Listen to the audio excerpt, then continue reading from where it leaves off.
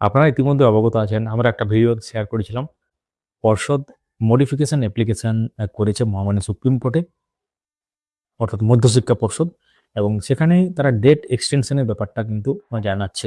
অর্থাৎ 31শে ডিসেম্বরের মধ্যে প্রসেস শেষ করতে পারবে না বলে এখন কিন্তু বোঝা যাচ্ছে ব্যাপারটা। কারণ 31শে ডিসেম্বর পর্যন্ত ছাড়পত্র দেওয়া হয়েছিল। কারণ শিক্ষক, শিক্ষিকা তারা কিন্তু স্কুল ব্যাহত হয়ে যাবে, অ্যাকচুয়ালি স্কুলের যে কাজকর্ম সেটা ব্যাহত হয়ে যাবে। সেইজন্য তাদেরকে একটা মহামান্য সুপ্রিম কোর্টে মডিফিকেশন অ্যাপ্লিকেশন আগেই করেছিল। সেই মডিফিকেশন অ্যাপ্লিকেশনের পরিপ্রেক্ষিতে তাদেরকে ছাড়পত্র দেওয়া হয়েছিল 31শে ডিসেম্বর 2025 পর্যন্ত। কিন্তু ডেট ঘনিয়ে আসছে।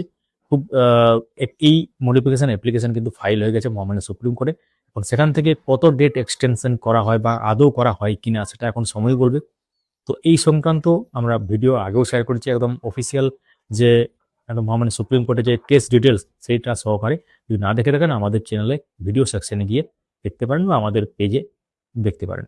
তো আমাদেরকে ফলো বা সাবস্ক্রাইব করে রাখুন পরবর্তী আপডেটগুলো পাওয়ার জন্য। এবং অবশ্যই কমেন্টে জানাবেন যে আপনাদের স্কোর কত হলো নবম, দশম এবং একাদশ দ্বাদশের ক্ষেত্রে আগে যে বেরিয়েছে সেটার স্কোর কত হলো। এবং পরবর্তী আপডেটগুলো পাওয়ার জন্য সঙ্গে থাকুন। ভিডিওটি লাইক করতে পারেন, সবার সাথে শেয়ার করতে পারেন। ধন্যবাদ।